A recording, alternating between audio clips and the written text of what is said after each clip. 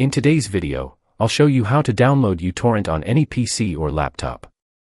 Let's get started. First, open your web browser. Once it's open, click on the search bar and type uTorrent. Press enter and click on the first official link that appears in the search results. After the website loads, scroll down a little until you see the option for uTorrent Classic. Click on it, then go ahead and download the software.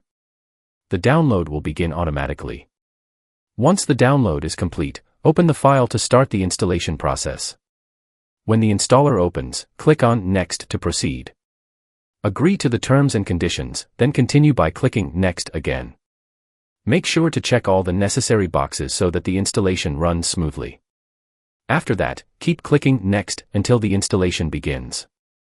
Wait for it to finish, and that's it, uTorrent will now be installed on your system.